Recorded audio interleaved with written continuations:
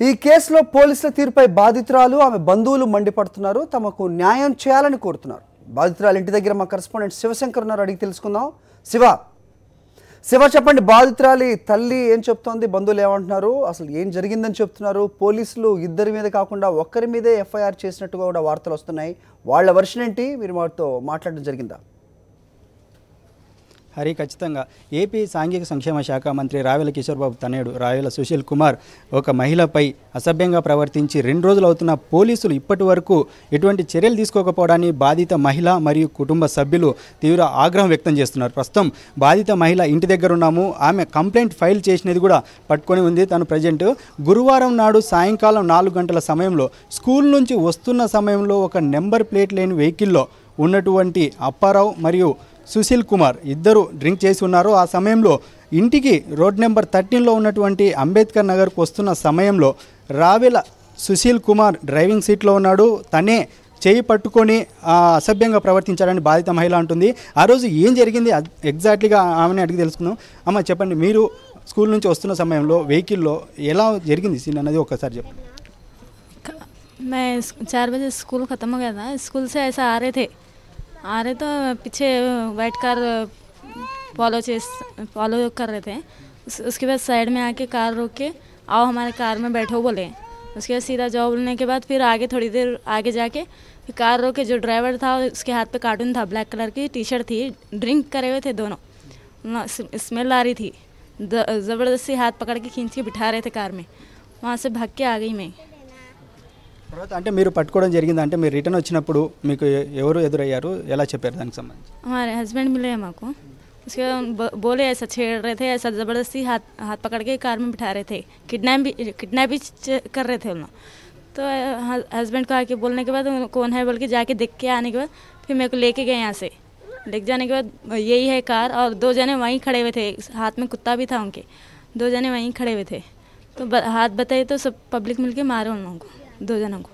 అంటే మీరు కూడా ఉన్నారు, అంటే ఒక మహిళ పట్ల రోడ్డు పైన ఈ విధంగా ప్రవర్తించడం ఏంటంటే మీరు ఇమీడియట్గా వెళ్ళారు. సుశీల్ కుమార్ను మీరు ఎగ్జాక్ట్లీ గుర్తుపట్టారా, అతని డ్రైవర్ను, అతనికి సంబంధించి?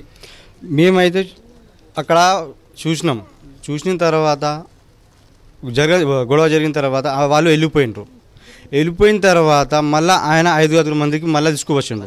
రౌడీశం ఎవరు అని తెలియదు కానీ 5 మందికి వీళ్ళు మళ్ళీ తీసుకువచ్చి మళ్ళీ గొడవ చేసిన తర్వాత దాంట్లో మేము అప్పటిదాకా పోలీస్ కంప్లైంట్ చేసినాం. అంటే అవుట్ పోస్ట్కి ఫోన్ చేసి చెప్పినాం, సార్ ఇట్లా జరిగింది.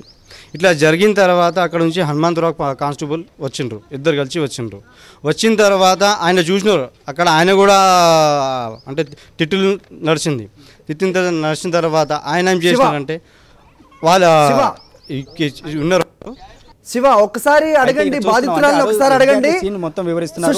శివ ఒక్క నిమిషం. జరిగింది. శివ వైట్ కార్ ఏదైతే వాడుతున్నారో బాధితురాలతో ఒకసారి మాట్లాడండి. దానికి బ్లూ లైట్ పైన ఉన్నట్లుగా కొన్ని వార్తలు వస్తున్నాయి. ఆవిడ చెప్తోందా వైట్ కార్ మీద బ్లూ లైట్ ఉన్నట్టుగా?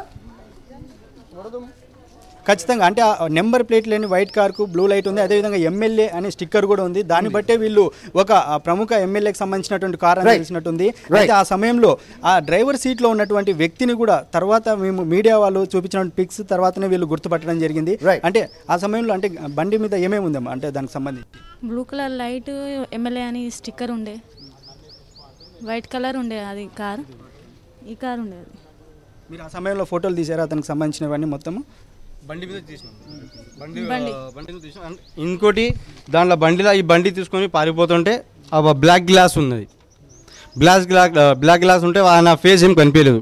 మేము వీడియో చేసినాం కానీ దాంట్లో అద్దం బ్లాక్ ఉంటే ఫేస్ ఏం రాలేదు.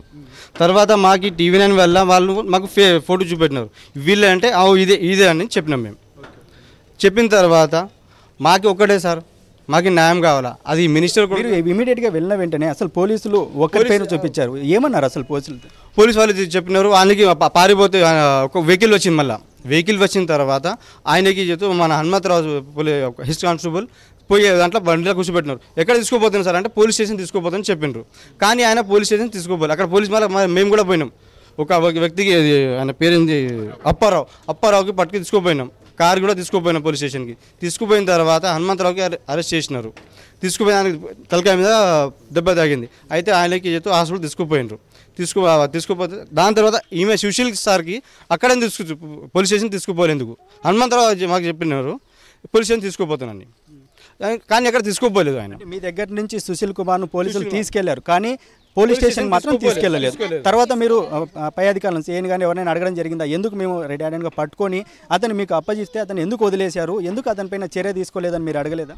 సార్ మాకు కేసు నమోదు చేస్తుందని చెప్పినారు. అప్పటికే మాకు మేము కూడా అడగలే, కానీ సార్ మాకు పోలీసు న్యాయం చేస్తారని వాళ్ళు కేసు జడ్జ్ చేసినారు. అన్ని ఎట్లా యాక్సిడెంట్ అక్కడ అయింది అన్నీ చెప్పినాం, ఎట్లా అయిందని చెప్పిన తర్వాత వాళ్ళు మాకు రాసి ఇచ్చినారు. మేము అనుకున్నాం పట్టుకుంటారా కాదని మేము చూసినాం.